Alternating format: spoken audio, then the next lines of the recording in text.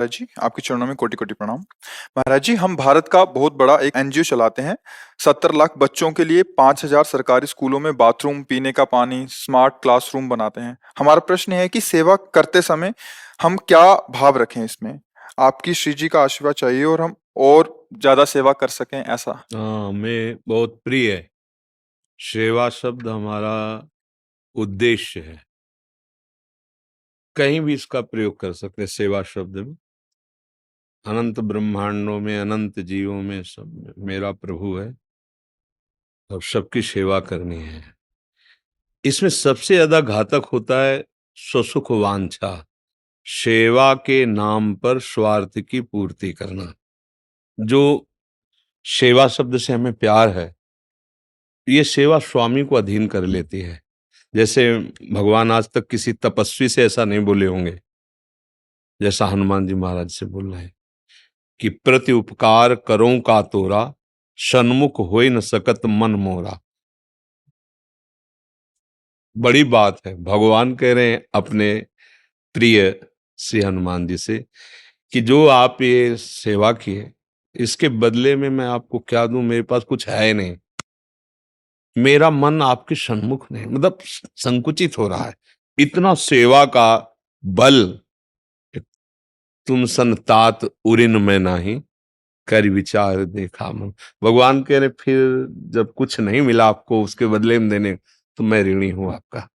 भगवान कह रहे जैसे गोपी जनों की सेवा से भगवान श्री कृष्ण कहते हैं मैं आपका ऋणी हूं।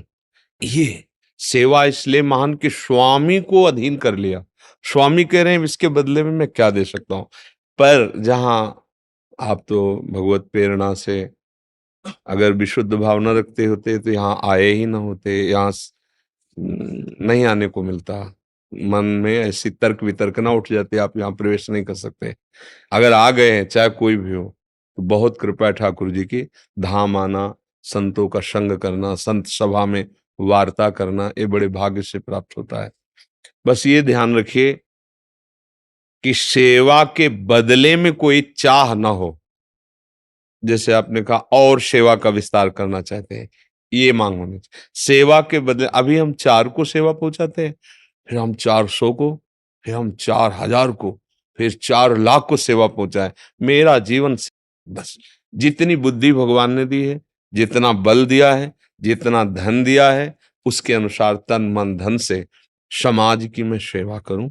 और साथ में भगवत स्मरण। अगर नाम जप नहीं होगा और भगवत भावना नहीं होगी तो निष्कामता नहीं आ पाएगी। भगवत समर्पित कर्म ही हमें ऊंचाई पर पहुंचाता है। तो जो सेवा करते हो नित्य प्रति उसे भगवत समर्पित करो। हे प्रभु, जो भी भाव भगवान के नाम रूप में हो, प्रभु ये आपके द्वारा प्रेरित, आपकी सामर्थ्य से आपके ही स्वरूपों की सेवा बन रही। नाथ, ये जो समय, ये जो सेवा पदार्थ, ये जो सेवा आप स्वीकार करें और इससे आप प्रसन्न हो। बीच बीच में नाम स्मरण करते रहिए और जिसकी भी सेवा कीजिए।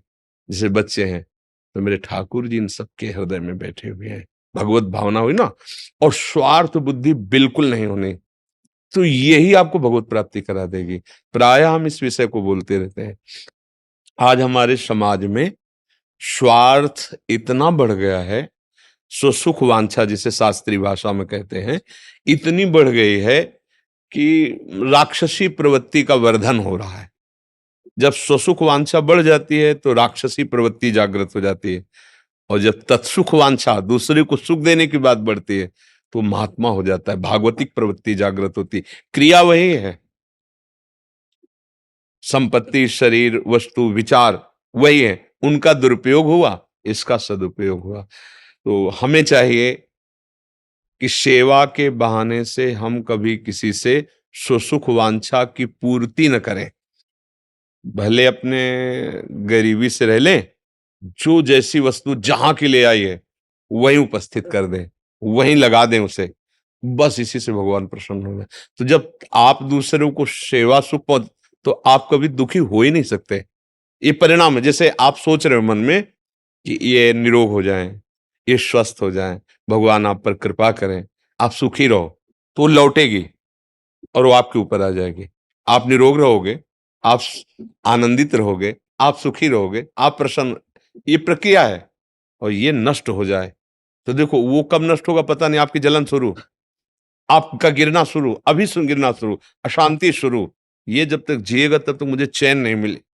तो वो तो कब मरेगा, पर आपकी आनंद वृत्ति अभी मर गई। उत्तम